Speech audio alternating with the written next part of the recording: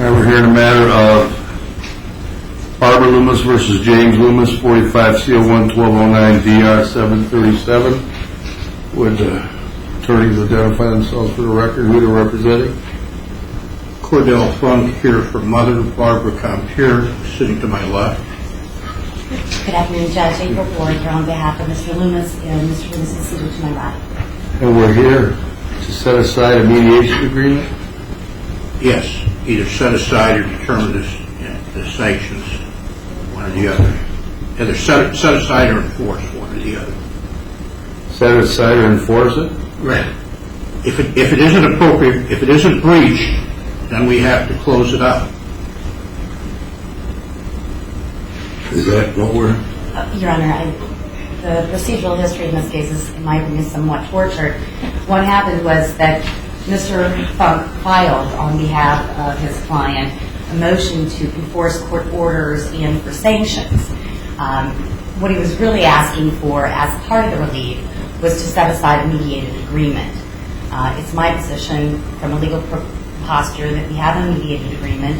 The court has not made a ruling and there's not been an argument on whether that mediated agreement should be set aside, and that you first have to set aside the mediated agreement before you can go down the path that Mr. Funk has suggested. However, he technically has not filed a motion to set aside the mediated agreement. So do we have a mediated agreement or not? Well, we do have a mediated agreement. And we filed a motion to set aside in December of 2009, and it's been litigated ever since. And the submissions, we then finally came to an agreement that we would submit on written submissions to be supplemented by the oral argument today. We're here for the oral argument. Okay. The issues are well framed in the two submissions. Was there some... There were two submissions, Your Honor. One on behalf of Mrs. Compier that was filed by Mr. Funk, and one that I prepared and filed as well, Your Honor. Mine was filed February 6th of 2012. Mr. Funk, you're moving to set it aside? To set aside the mediated agreement, yes. That's what's set forth in my submission that was made December 15th, 2011. Okay. And this was before Judge Tavitas originally, correct? Magistrate Hallett, Judge Tavitas. Magistrate Hallett. All right. And was that this same motion pending before him? Yes. And did they rule on this? No. No, because it got up to a point where Tavitas had to recuse herself. Okay. We were one of the 10 continued matters after that, and it was set to be heard and it had to get continued once again. All right. All right. Now I recall it. Okay. So, all right, let's proceed. All right. First, just a bit of housekeeping. I move to admit there are exhibits that were previously admitted in September of 2011 as part of the submission.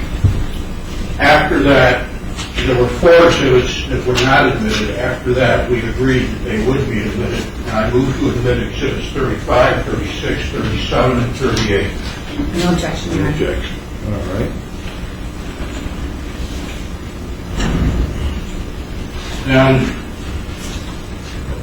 I move to admit Exhibit 45, which is my updated time and billing record, bringing it up to date to today. That covers the period of 11/30/11 to 2/25/13. That was what I faxed you this morning. My only objection there, Your Honor, is I believe that the local rules require a signed retainer agreement to be submitted with the request for fees, and my understanding is that there is no signed retainer agreement, and in fact there is no bill that Ms. Compier is responsible for legal fees. We'll stipulate that I cannot put in a fee agreement because there is no signed fee agreement. Are you also acknowledging, Mr. Funk, that Mrs. Compier is not responsible legally for any No, that's not the case. As the court's record would reflect, looking at the stationery that came in, it was in 2003 that Nels Compier was no longer my firm. Nels Compier lived from 203 to 208, but really didn't practice in that time and had a lot of problems. He died June 14th of 208. She had no money in 203 because she was supporting 2 children that with Nels plus these children, and the agreement that I had with her was that I would collect the fees from him, and him being James Loomis, and if I was not, we would work something out at the end. When he died, she said, I can pay you something out of the insurance money, and I said, no, our handshake agreement is we'll wait and see what is collected from Mr. Loomis. So that's the situation. I just asked Judge to be able to supplement after this hearing. There is a transcript I can obtain that was in front of Magistrate Hallett where Mr. Funk acknowledged that Ms. Compier was not responsible for legal fees. You filed an objection to the fees, which obviously you already filed something with that. Okay, thank you, Your Honor. Okay. Then I would move, I move to admit this Exhibit 45 over the objection. All right. Show 45 admitted. Move to admit Exhibit 29B, which is a simplified and updated Exhibit 29, which brought the interest up to the end of this year on the unpaid support at 8%. Your Honor, I would object to that, at least for, if it's being submitted for the truth of the matter asserted, it's hearsay. If it's being admitted simply for a demonstrative purpose, there's been no judgment entered, so we don't believe interest should be running. We believe the mediated agreement should be enforced and that this doesn't even apply. But if it's only being admitted for demonstrative purposes, Your Honor, I have no objection. If it's being admitted for the purpose of the truth of the matter, then it would be a hearsay objection. I guess the demonstrative purpose is to show what the interest would be if the court finds it. All right. Showing it for demonstrative purposes. Move to admit Exhibit 44, which is an updated Exhibit 41, which shows the additional payments made on Andy's student loan and the supporting documents for that. Is that the one? That's the one. I wasn't hearing this morning, but it's the same thing, Your Honor. If this is being admitted for demonstrative purposes, I would have no objection to it. It's filled with hearsay if it's not, but if it's for demonstrative, I have no objection.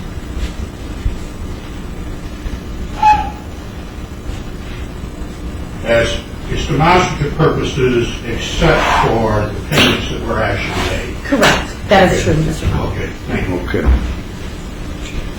And finally, I move to admit 46, which is simply a replacement page for page 11 of Mother's submission, because I had to bring it up to date. We submitted it back in 2011. There's been several changes. It's just an updated page 11 Right. for the submission itself. Right. I have no objection to that, Your Honor. And I'm only labeling this an exhibit so we can track it. It's got some number to it. And we're admitting that, Your Honor, on the record. Yes. And now I'm no objection. All right. Okay. With that housekeeping, I'm ready to proceed with my submission, my oral submission.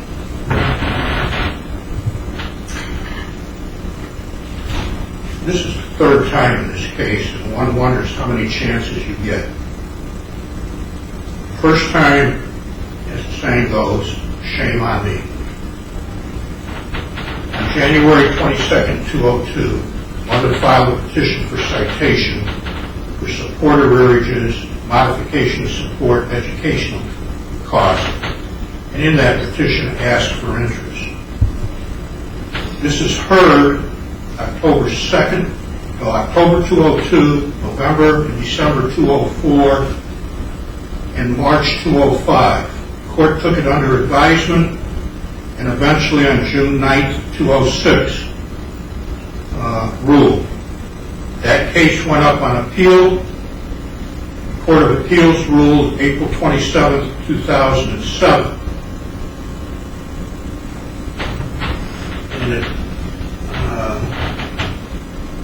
at page 14 and 16 of what has been submitted as Exhibit 8, as I submitted that appellate decision as part of my exhibits of the submission, the court stated as follows, quote, James next argues that the trial court erred in finding him in contempt of court for being in arrears on his child support payments and in awarding $5,000 in attorney fees to Barbara on that basis. Here, at all times, the party settlement agreement requiring James to pay $145 per week with a 50% abatement for all 7-day periods during which he had the children was in place. Thus, from 2001 through 2003, James was required to pay an annual support in the amount of $7,540. In 2001, James paid a total of $5,220 and was in arrears 2020. In 2002, James paid a total of $5,510, leaving him in arrears in the amount of $2,030 for that year. In 2003, James paid a total of $4,155, leaving him in arrears in the amount of $3,385 for that year. And in 2004, James paid a total of $5,754.84, leaving him in arrears in the amount of $973.16 for that year. Continuing the quote, thus over the course of 4 years, James' arrearage based on the party's original settlement agreement totals $8,508.16. This behavior evidences a pattern of disregard and contempt for the court-ordered obligation and James' duty to support his children. Under these circumstances, the trial court did not abuse its discretion by finding James in contempt of court for this arrearage. Here, as noted above, James' 4-year child support arrearages totaled nearly $9,000. This misconduct alone, much of which occurred after Barbara filed a petition for modification in contempt, finding is sufficient to sustain the award of attorney fees of $5,000. As a side note, that $5,000 in attorney fees was never paid and was voluntarily wiped out when I agreed not to pursue the bankruptcy objection to discharge. That agreement came about in 2012. Second time, shame on you. During that above appeal, in order to block a pro sub and its collection efforts, and a contempt citation for more non-payment, Father filed an appeal bond relative to the court's 2006 order. However, before the appeal was over, he cashed it out and spent the appeal bond. Specifically, what he did is, in December of 2006, he agreed to post an IRA as a bond. This was actually posted in March 27th of 2007. Then he filed a bankruptcy on April 7th of 2007, claiming the bond exempt, which it is in bankruptcy, by the way. And then on May 17th of 2007, he cashes out this appeal bond and spends the $27,869. Mother does not find out about cashing out the bond until 2008 after the appeal is over. We filed sanctions and a turnover order. His response was, I had other bills to pay. Then this court, after hearing evidence on Mother's motion for contempt, which was filed in March of 2008, and supplemented in May of 2008, stated the following in its order of July 17, 2008. This was by Magistrate Hill, who then had the case in front of him. This case has lots of people. Husband's own testimony, her order reads in paragraph 11, husband's own testimony establishes that he knew the IRA was being used to stop Dwight's collection proceedings against him. He cannot explain why he used the IRA for purposes other than satisfying the outstanding obligation while the appellate process was still ongoing. Husband's explanation is he didn't think that he owed any money. 12. Husband's act of cashing out the IRA was willful disregard of the advisement to the court, which was adopted in an order of the court. Husband is in contempt of court and is hereby sentenced to 30 days in the Lake County Jail for that contempt. That sentence is stayed 45 days from this date so that husband has the opportunity to purge himself of his contempt by depositing the sum of $27,869 with the clerk of this court within 45 days.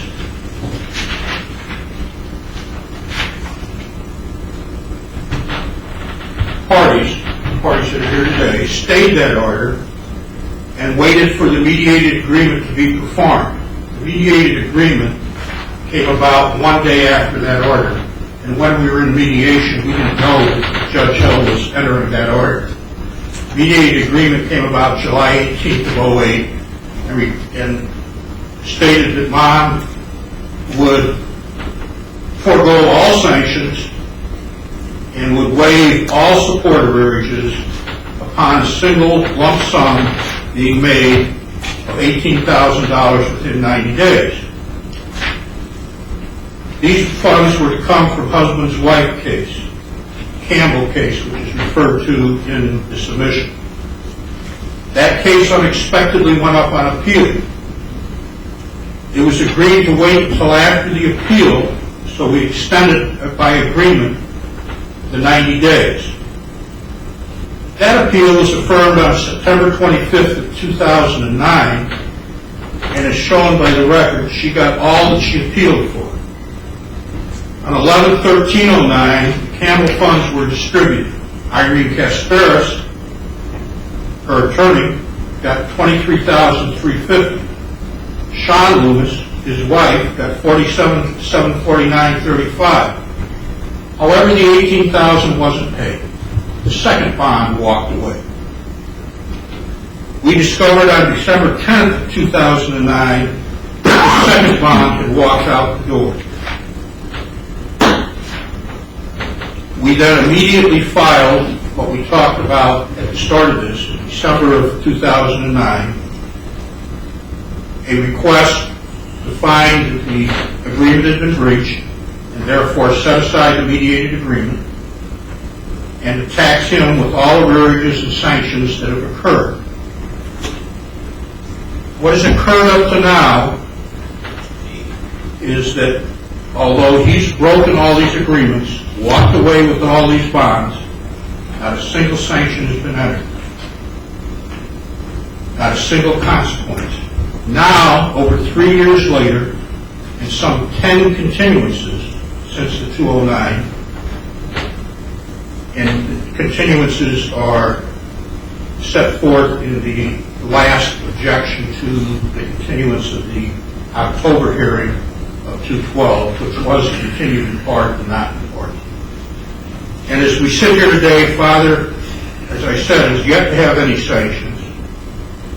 There were no sanctions for the arrearages from 201 to 206. No sanctions have yet been entered. They were entered but not executed for cashing out the appeal bond.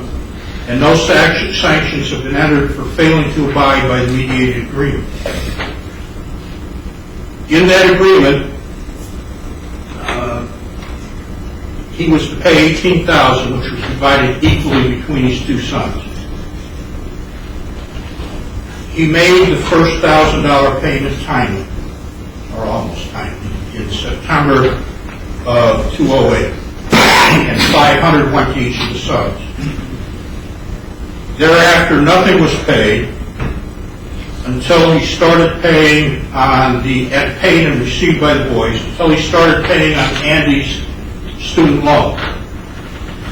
Part of the mediated agreement, as can be seen from the mediated agreement, which is part of the submission, was that part of Andy's share of the $18,000 was to go to pay off his student loan, and the rest was to go to Andy. Had the mediated agreement been timely paid, even if that time was extended to 2009, all of Andy's loan would have been paid off and there would have been money for Andy. As of October of 2012, Andy had received a net benefit of $3,298.01, the $500 plus $2,798.01 in net payments that father had made on the loan. As of October 30th, 2012, Nicholas had only received $500. True, there was $11,989.26 in father's council escrow account, which was there since December of 2009. But until November of 2012, that money was not released to the boys. That was only released after 2 orders directing that it be released. One in 2012, in August of 2012 by Hallett, and then the second one in October of 2012 by you, and that order was followed. As will be seen as I review the written submission, as it's been updated, even as we sit here now, the full $18,000 isn't paid.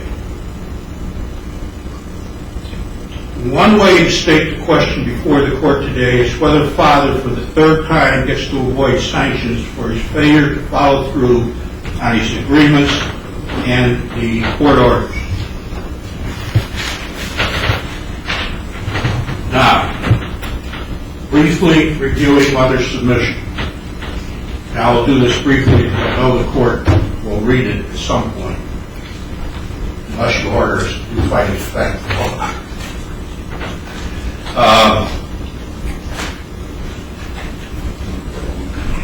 The condition to submit a mediated agreement came about make a written submission came about in September of 2011. Following one of the requests for continuances, it was agreed that we would do it in order to speed this up to a written submission and then come in and supplement it with the oral argument. Little did we know that speeding it up would take yet another year. But in any event, the question is, has father breached a mediated agreement that required him to pay $18,000 within 90 days? In answering that question, one would note that as of November 30th of 2011, father's son, as I said, had only received a net benefit of $3,292, a far cry from the lump sum that was bargained for. As of, and then the statutory interest on the 8%, on the $18,000 in December of 11 would have been $4,320. And I put that in only to emphasize that we had bargained for a lump sum payment.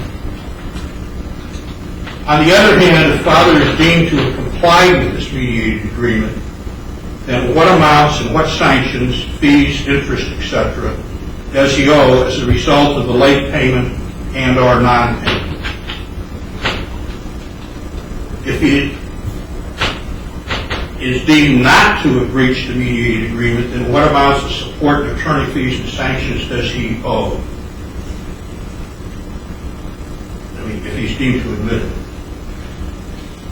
The copies of the mediated agreement are attached in our submission along with the stipulation for sanctions that we stayed and the sanctions that I already put in. The reason I did that twice was because those are the core documents the court needs to understand in ruling on this. As I said, the case arises from an appeal of the court's June 2006 order.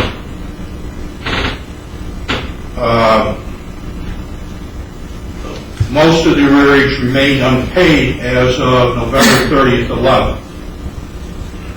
I've already reviewed the appellate court order,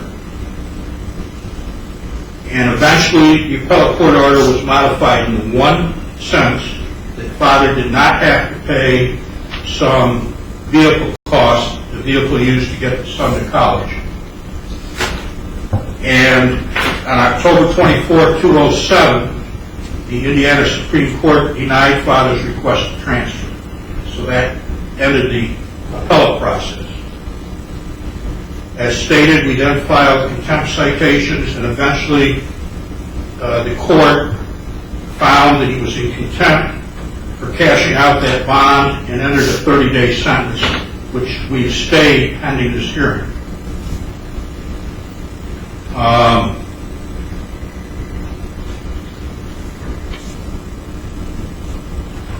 When we entered into the mediated agreement,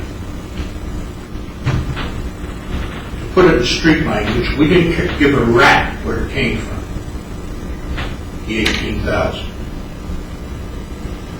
We knew that he didn't have $18,000 in the bank account the day we mediated the agreement. He didn't have $18,000 he could put his hands on. But we also knew that his spouse had far more than $18,000 coming from her own case. Ironically, a domestic relations case where her spouse had failed to pay her what was due. As indicated, when we realized that that was going up on appeal, we extended the 90 days by agreement. Hence, exhibits 34, 35, 36, 37, 38, which were admitted today. So it was agreed that he was going to pay from his spouse's money? Right. She's not a party in court. That's just where... Was she a party to the agreement? No. Yeah, well, in the sense that she was there, yes. In the sense that she was a party to the agreement, she's not a signatory. It was just where it was going to come from. And we voluntarily extended the date that the $18,000 was due, pending the results of that appeal. And then, as stated, we stumbled onto the fact that that appeal was over, the funds distributed, and we didn't get our $18,000, which triggered this.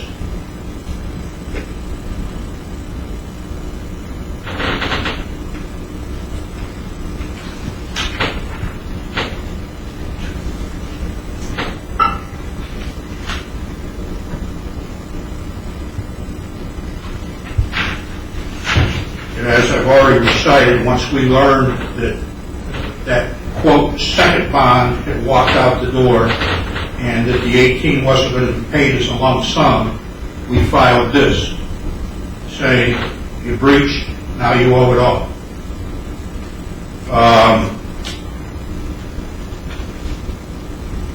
I have no explanation for why December 17th, 2009, April Board and her attorney, or her counsel, her client, tongue-tied, held in her escrow account and withheld from the sons the $11,989.26 that April Board was able to capture at that point.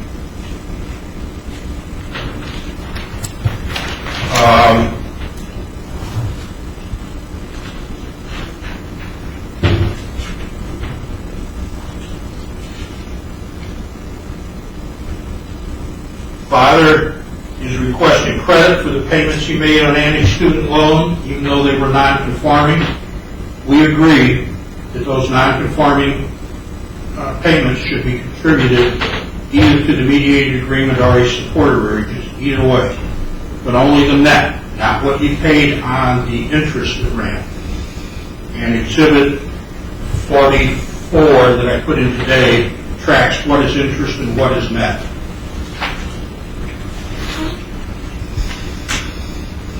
In short, the mediated settlement agreement provided that mother would do the following.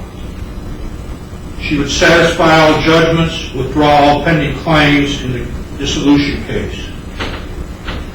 Her attorney will dismiss the claims in the bankruptcy case.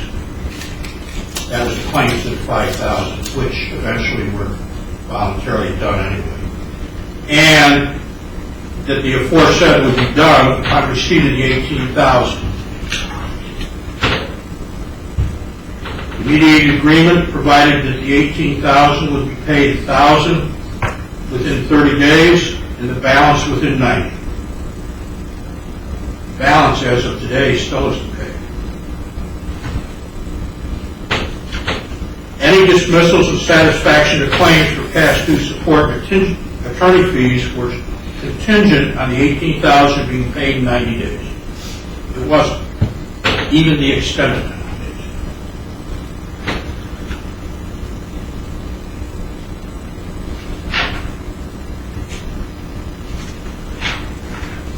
That brings us to where we are at today. And where we're at today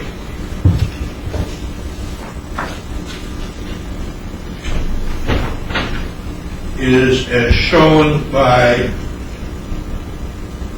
Exhibit 44, which I put in today and it's updated. Each of the boys is still owed $5,080.34. In other words, there's $1,100.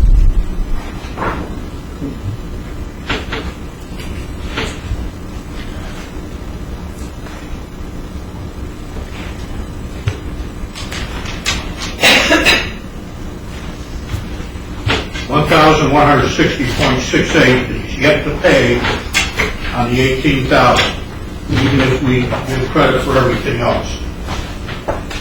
That includes the credit. Therefore, what I'm asking today is that, as shown on the replacement page for 2011, that the support arrearage of $21,238.29 plus the interest of $5,848.47, that's the interest up to $1231.87, plus the interest after $1231.07 of $8,485.30, plus repay to Barbara Compier the interest and principal she paid on Andy's loans during the same time that he was paying of $2,478.40, less the credit for the $1,000 he paid, less the credit for what he paid on Andy's loans of $3,849.51, plus attorney fees for after the Supreme Court order through mediation of $1,785, plus fees from the date of mediation to get the mediated agreement enforced up through and to the day of $12,000, for a total of $46,995.95. We agree credited against that is the $11,898.26 paid at the 11th hour on November 21, 2012. Thus, we're looking for a judgment of $35,006.69. However, that judgment should be broken into two parts. First, the judgment from Barbara Compier in the sum of $21,221.09. And the other part would be a judgment to myself with fees of $13,785.00. The two together equal that $35,006.69. And finally, since the mediated agreement has clearly been breached, that 30-day sentence entered in July of 2008 should be executed under the state. The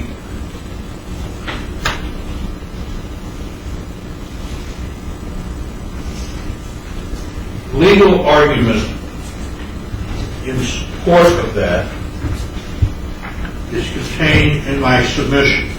And amazingly enough, although April Board and I have disagreed over almost everything in this case, we don't disagree on the legal underpinnings.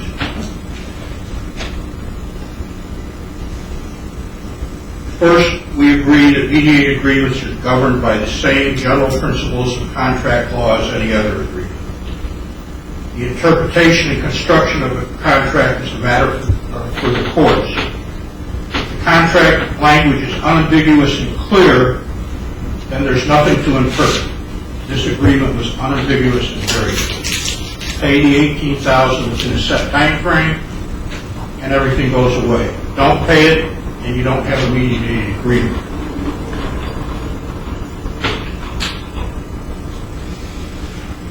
In this case, he didn't pay the $18,000 as he agreed to, so it's breached and there is no mediated agreement.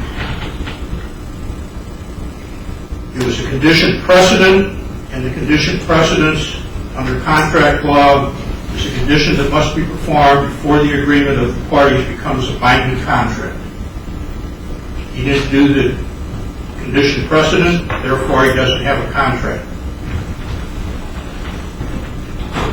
And finally, not only are we entitled to fees under the underpinnings of the divorce law, but as part of mediation, in particular alternative dispute rule 27E3 provides that in the event of a breach or failure to perform under an agreement, upon motion and after hearing, the court may impose sanctions, including entry of judgment on the agreement. And that rule clearly gives the court discretion to award attorney fees and sanctions under these circumstances. So the underpinnings of what we're asking for are what I just recited, and the citations for it are contained in our submission. Board? Thank you, Judge.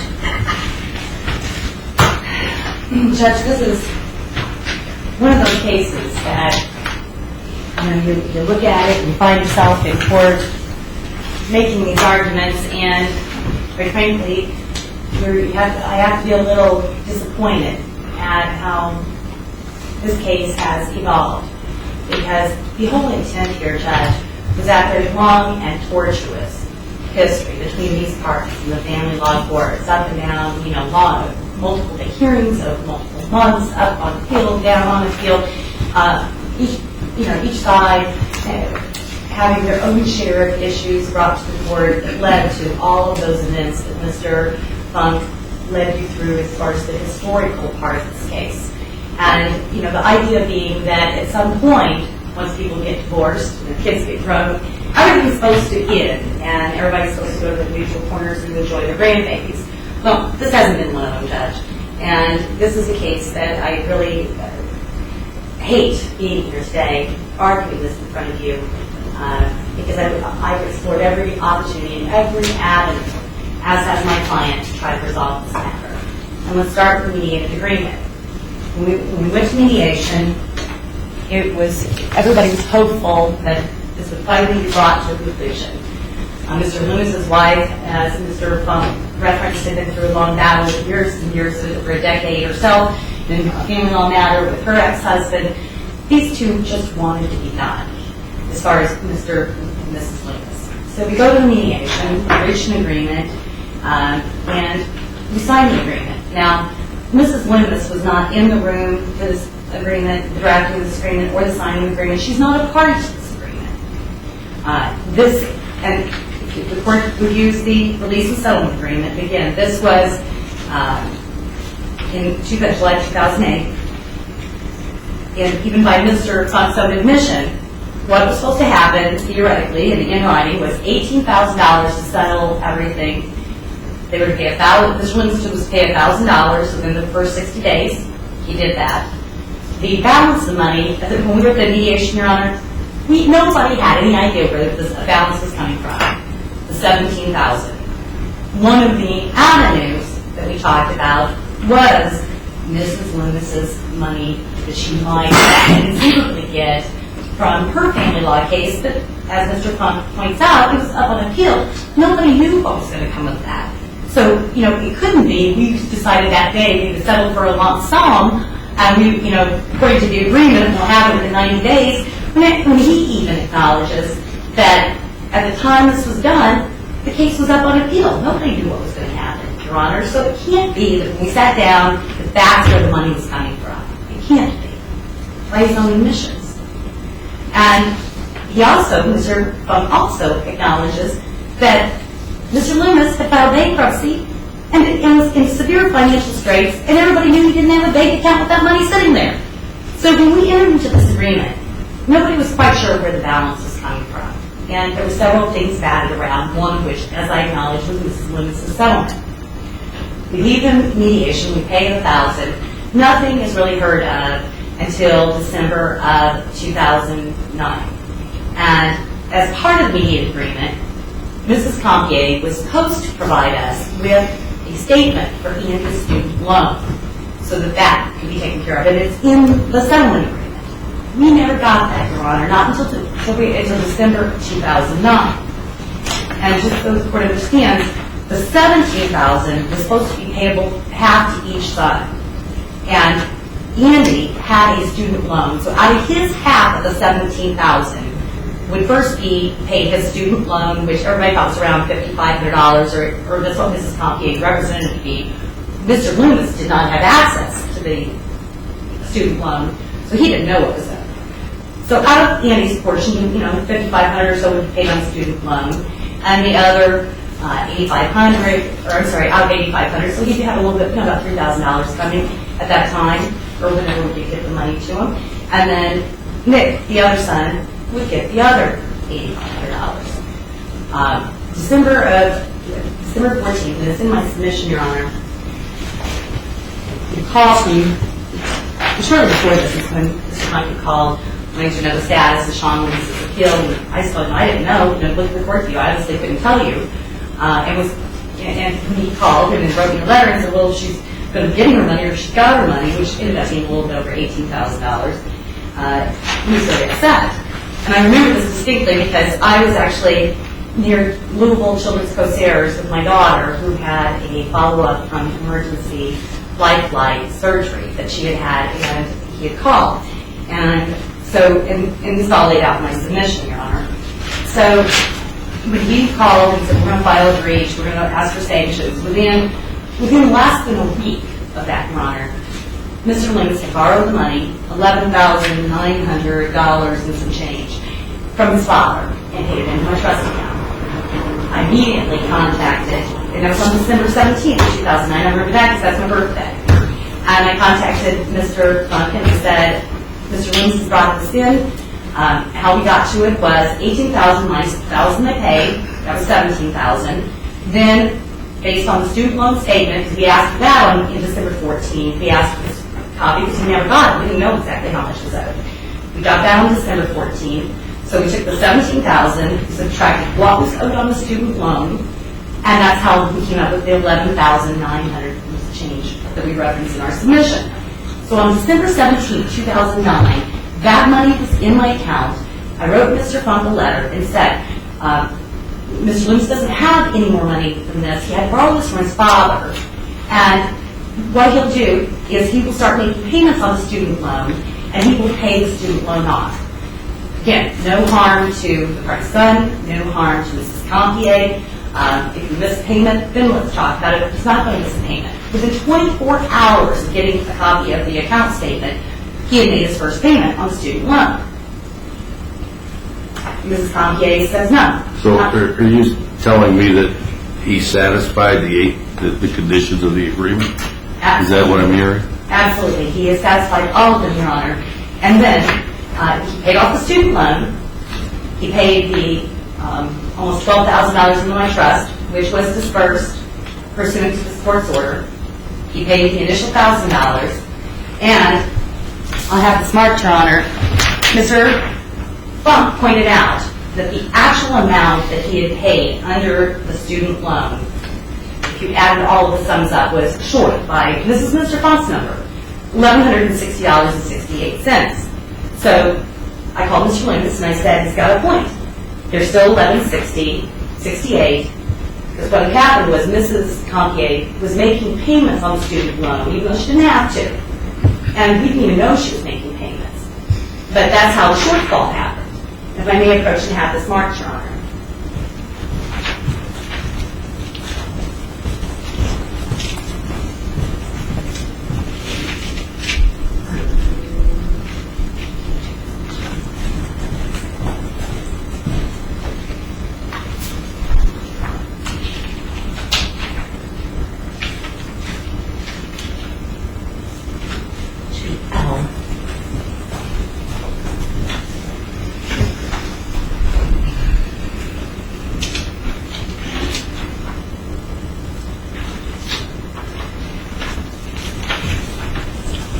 So on January 24th of this year, Your Honor, Mr. Loomis brought me a check for the $1,160 and change, which was the number that Mr. Funk said was still owed.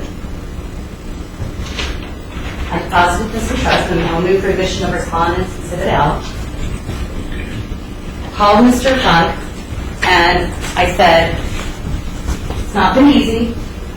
No, Mr. Loomis has been under some severe financial straits, but he came up with the money. It's in my trust account. I'm going to disperse it to you, and I brought a check with me, Your Honor. I just wasn't quite sure who to write it to. And this will comply with the full amount of the mediated agreement. And as the Court's aware, the case law strongly favors the enforcement of mediated agreements, because at some point, there has to be a termination to litigation. And when the parties go to the table and enter into a mediated settlement agreement, there should be a strong emphasis on enforcement of that agreement. Because it promotes parties amicably settling matters and it terminates the litigation that causes our court systems. The parties' children are ages 27 and 30 that we're here about today, Your Honor. 27 and 30. And since December 2009, my client had substantially complied with the agreement. He did continue to make payments. He did pay off that student loan. And I submit to you, Your Honor, the economy's been really horrible for many, many people, and particularly horrible for... Well, when was the $11,000 produced? December 17th, 2009. And when was the agreement entered into? Yeah. It was entered into in July of 2008, Your Honor. The housing wasn't distributed until November. Yeah, that was my next question. Why wasn't it distributed? No, it wasn't distributed, Your Honor, because here I have, I'm trying to comply with the mediated agreement. My argument is he's complying with the mediated agreement. He borrowed money from his dad to comply with the mediated agreement. And every time I try to resolve it, Mr. Funk adds on $10,000 of interest, attorney's fees, and jail time. So every time I would try to say, let's just get this done, he's complied with it, or I've got this, and let him make payments and finish off paying the student loan. They absolutely said, and if you look at the pleadings, they wanted him to go to jail. They wanted all 8% interest. They wanted additional child support arrearages. So they wanted the benefit of the mediated agreement, but they wanted to set it aside and go back and penalize Mr. Loomis for another $25,000. I would object to settlement negotiations unless she wants the full settlement negotiation put in evidence. But, Your Honor, I'm responding to what he's already put in. That's He's fine. already set way outside of those bounds. We'll respond. That's fine.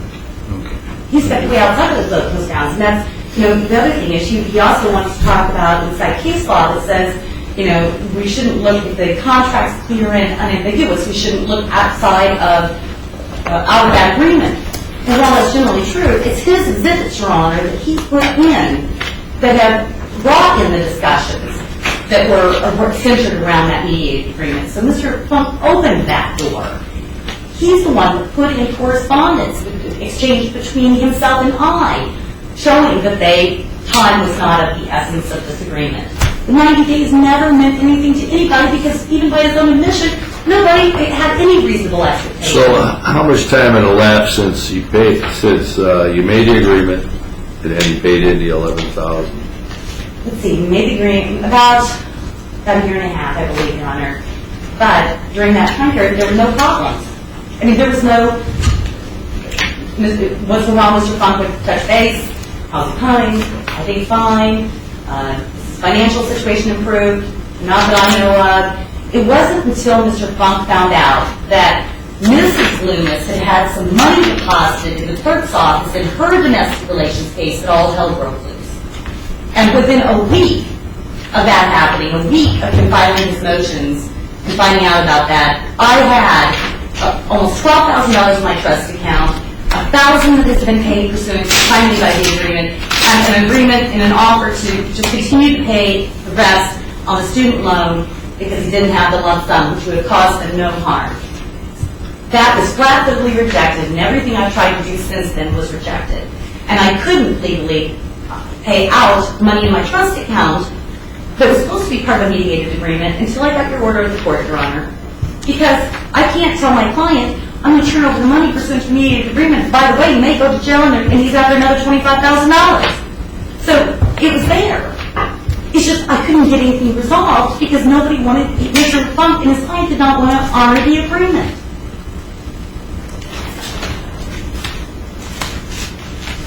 And I submitted evidence, or submitted to Mr. Funk a number of times that the financial situation for Mr. Loomis. In fact, in 2011, his total wages were $6,194. The man hasn't had the money, Your Honor, but he's done everything that he could to jump through hoops.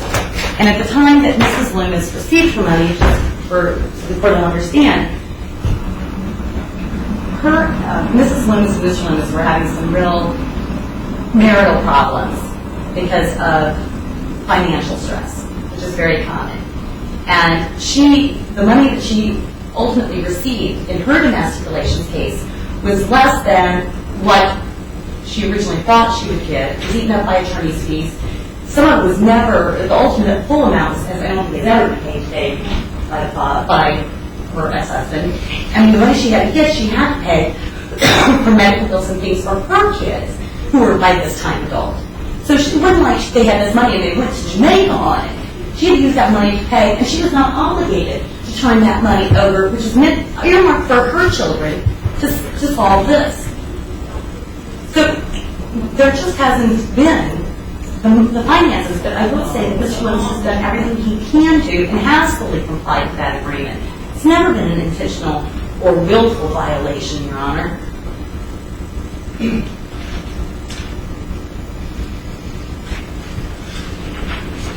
In addition to that, Your Honor, and I'll have this marked.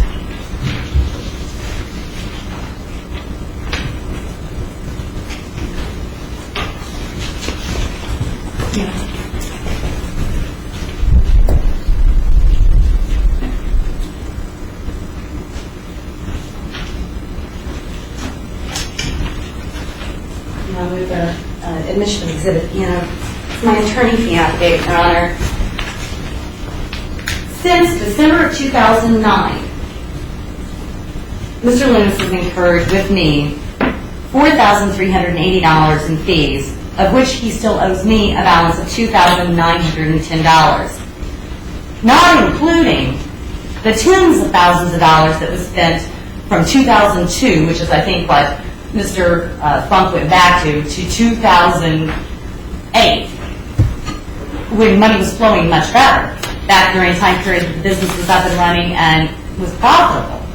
Since then, that's not been the case 1 year. So Mr. Funk wants to talk about Mr. Loomis has had no consequences. He has had consequences. He's incurred fees. He's had extreme, and we've been to court so many times on this, it's caused problems within the family. He's had sanctions.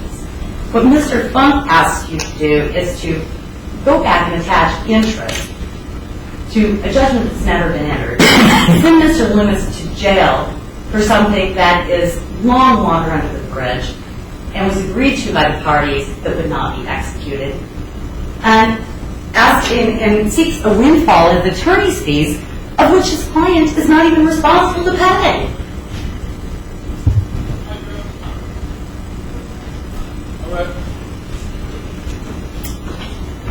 of those things thwart the ability of the parties for the last few years to come to the table and resolve these problems.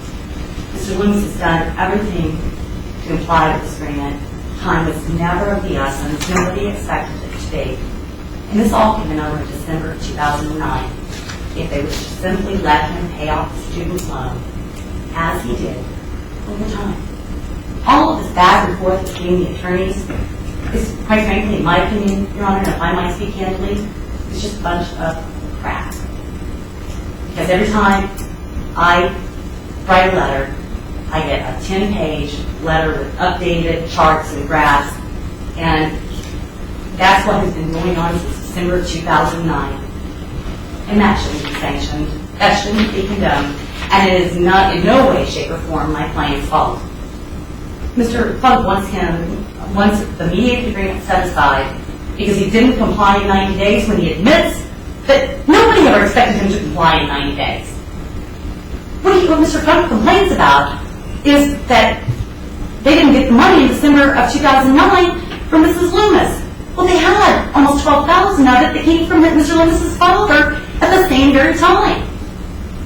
So, if they would just let him make his payments, none of us would have had attorney's fees, and you wouldn't be sitting here spending your afternoon listening to this, Your Honor.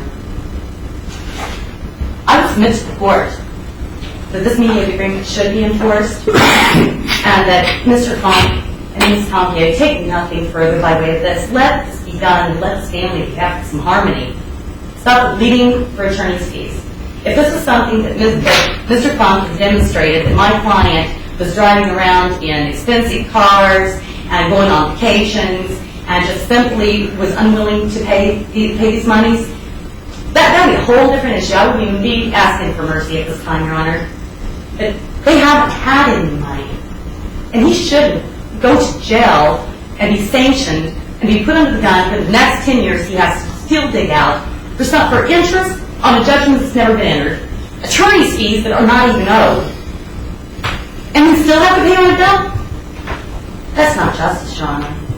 I'd ask that the mediated agreement be enforced and that nothing further be awarded. It's a matter of grievance to that. Thank you.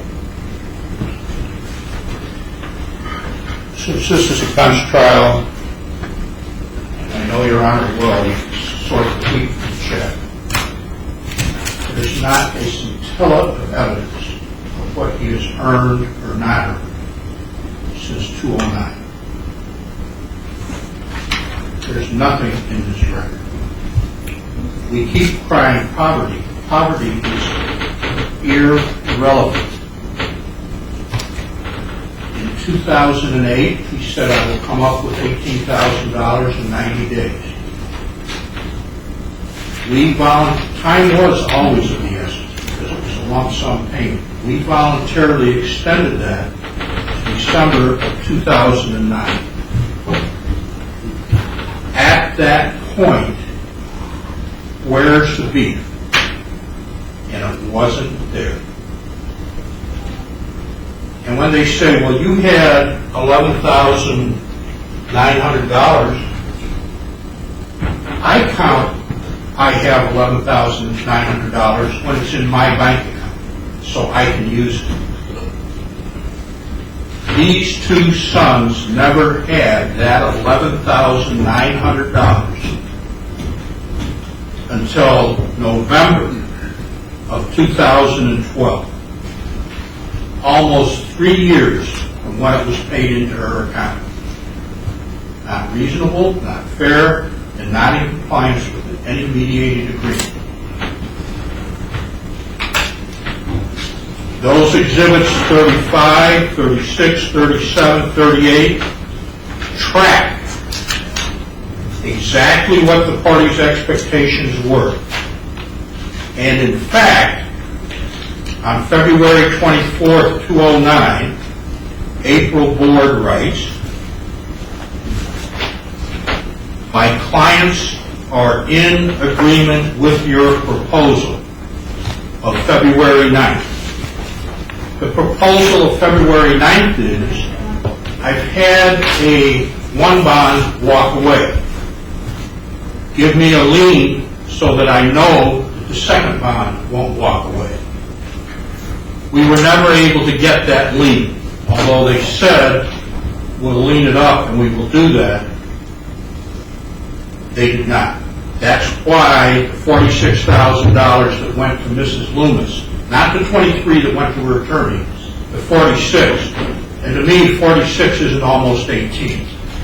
I think double 18 is 36. The funds were there.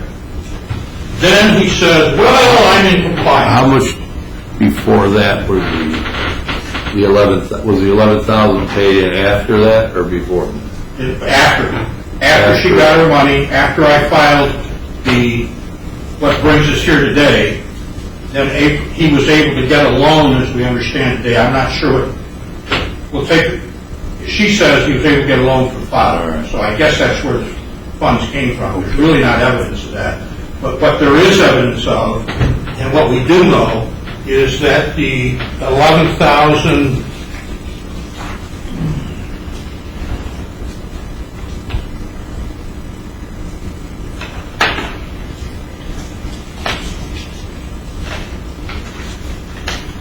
I don't know why that number keeps escaping. Well, that's 11,000 some odd dollars. Right. But it was 989, I think. Was held until November of 2012. And as is tracked by Exhibit 44, he did not timely pay the student loan, and but for Barbara paying what in effect up until 2/11 was more than he paid, it wouldn't have been paid out. So that she should get reimbursed, as I said in my summary, the $2,400 and change that she paid out of that student loan. They say that the settlement agreement required us to give them the student loan balance. That's in part true and in part not true. What it was that when he got the $18,000, we were to give him proof of what the student loan balance was, so he would know how to split the $18,000. And specifically what that mediated settlement agreement said, the checks payable to the boys will be delivered to Barbara Compier. It is understood that the second payment to Andy Loomis will be in 2 checks, one payable to his student loan and the balance to go to Andy. Barbara Compier will provide James Loomis, attorney, with documentation as to the amount of the payoff on the student loan. As she said, when the money was there in her escrow account, we told her and gave her documentation of the student loan. It was not due before then. That mediated agreement and the whole intent of it has been breached. She bargained to get rid of $21,000 plus interest plus attorney fees for $18,000. She didn't get it. And since we're going outside, and she says, well, I kept going up and up and up, that simply is not true in one respect. As late as September 27, 2011, all he had to do, in our mind, and what we put in writing, was pay the balance of what he owed on the 18th, which at that time was $3,810.72, and pay $2,500 in fees for the chase that we've been on since 2008, and we were done. That was on a letter September 27, 2011. As long as we're bringing in things outside the record. Yes, today we got here without an agreement. That's why I'm asking for the penalties that I'm asking for. Yes, the request has gone up since September 2011 because that wasn't agreed to. I need my copy of that. Thank you. Your Honor, I believe what I requested on the revised page 11 is appropriate and should be done. And my only question is, are you going to be asking for findings of fact and law, or are you going to make a ruling based on our submissions and where we're at? Board.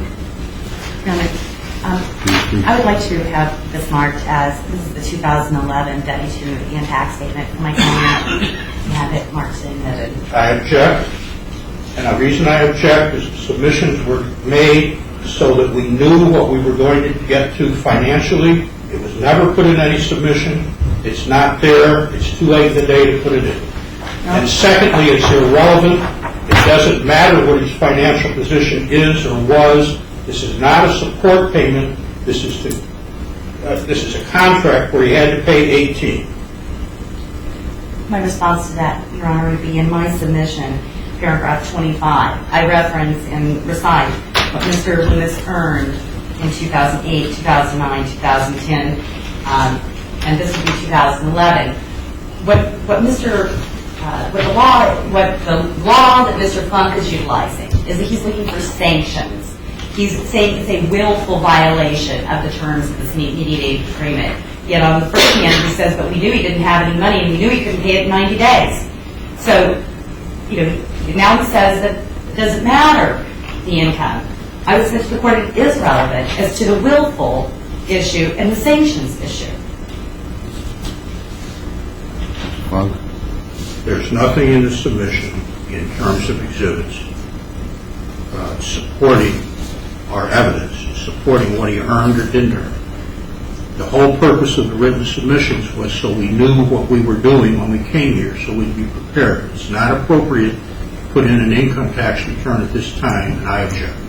Well, the thing is, Your Honor, there's no prejudice to them. I didn't object to, I only made my fourth objection with respect to their exhibit they brought in. Well, rule the objection if you want to file something in response to it, Mr. Funk. You're free to do so. Thank you.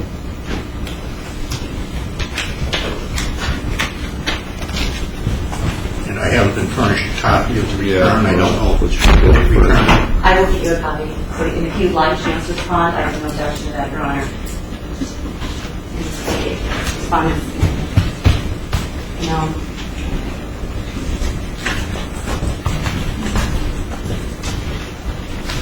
I know the courts have heard extensive arguments here. Okay, I'll double check that. I need to look through it to make sure I didn't attach my notes to that.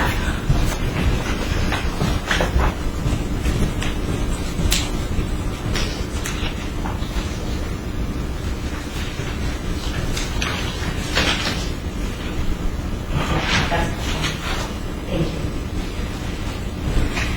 And I know the court has been very patient and heard extensive argument, so I won't keep going back over issues, Your Honor. But the offer of settlement he talked about in September of 2011 for my client to come up with $3,800 plus $2,500 in fees on that moment. If we could have done that, Your Honor, we would have paid it all in December of 2009. So, sometimes if somebody's in financial straits, it doesn't matter if you offer to settle a $1 million case for $5. If you don't have the $5, it's an impossibility.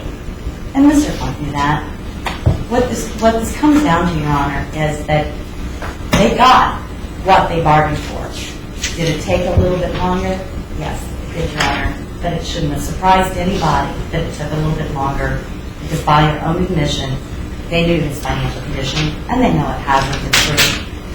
And I would submit to the court that this is truly a case that should be, a mediated agreement should be found and enforced, and the matter should be laid to rest, so that these parties and their families can start to heal, and everybody move on.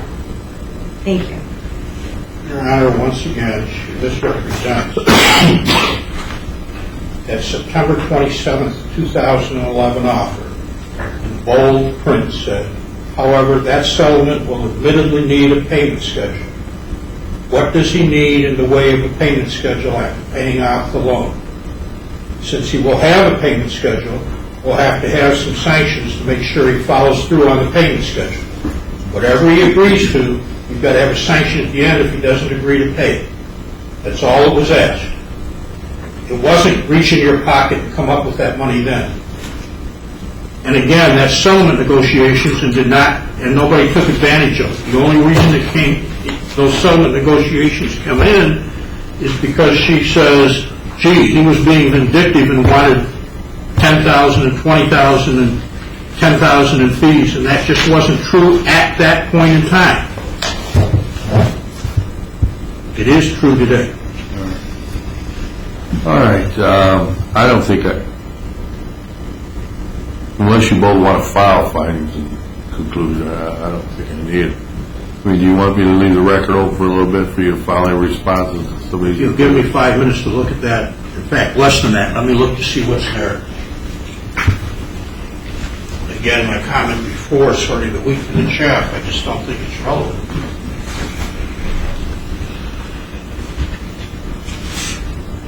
Your Honor, I don't feel like I would need to submit findings of fact and conclusions of law, and it would just add to the already voluminous paper load and more fees.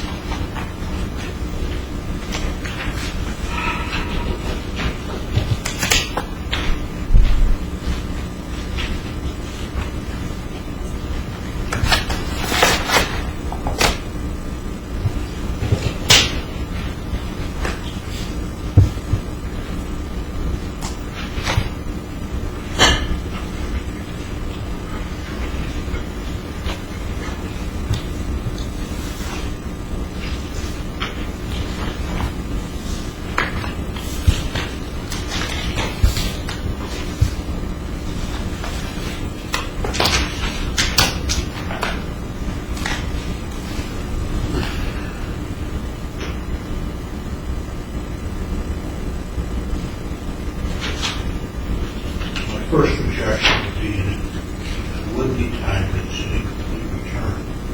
But in thinking about it, I'll rest on my other statements, immaterial and irrelevant. So you admitted it, which is fine. I will not be filing a response. If I file a response, I have to take depositions, I have to get the complete return. We can put an end to it. Anything else? The only thing is I wasn't sure. I have to get that one portion of the transcript. I'll have to go as far as the acknowledgement on the record that there were no fees due in owing Mr. Funk. But I don't know how long. I'll have to contact the court reporter to see how long it would take me to get that done. Whose deposition was that? It was actually in the open court in front of Magistrate Howlett that Mr. Funk had acknowledged that there were no fees due in owing him because of Mrs. Conte not signing an agreement, which is a little different than what he said today.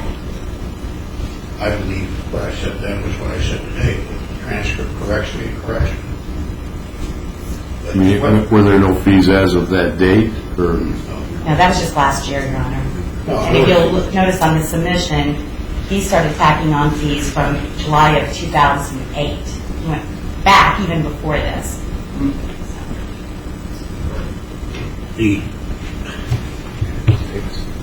Whether I said it or not is irrelevant. Whether they owe me fees and whether I can tax them against the other person are two different issues. I can work pro bono for somebody and still collect the fees from the other person if they are in fact due. So what you're but saying? If she wants to get the transcript, I can. Are you saying that your client didn't owe you fees, not that he didn't owe you? No, I didn't. I don't think I said it. I think I said it exactly the way I said it today. That there were no fees. That you weren't taxing your client unless you collected from him. Could not get fees from him. Is that? That wasn't my understanding. My understanding was that And I believe the exact statement was, there are no attorney's fees. However, I'm going to see if I can get fees from Mr. Loomis, which is a little bit different than what he has said today. He said today that they didn't pin down how he would be paid, but he implied that his client ultimately is responsible for payment of some fees related to this matter. What he said at the other hearing was she will not be responsible for any fees. If he's fortunate enough to be able to recover fees from Mr. Loomis, he'll get fees. I think that's what he said. If that's what he's saying now, that's what he said a few minutes ago, then I'm fine with that, because what he said was, I can do it pro bono, I can see it from the other person. I agree with that. But I just wanted to make it perfectly clear that if fees are not awarded, Mrs. Compier is not going to be out of pocket, because she's not going to have to pay anything. It's Compier, it's not the French pronunciation. But I think that's what he said. Is that pretty much what you said, Mr. Blunt? she was going to pay me something if I don't get anything from him. But I don't care. We can leave it the way she heard it. All right. You can rule based on the I way mean, that'd be something between you and your client anyway, I would think. Collects fees are awarded, they're awarded, whether what he does with his client. All right, anything else? Nope. All right, I will review your submissions and what I heard today, and I will get you a ruling out. But then you might want to waive, this was summary, so I have a little more time. So I'll get it up to the 90 days, or at least 30 days. I'll wait the time. All right. We're not going. All right. We're not all of a sudden in a hurry, Your Honor. We're not going. Well, I'll get it up. We're not going to do the infamous laser cut. All right. All right. Take care, Judge. Thank you.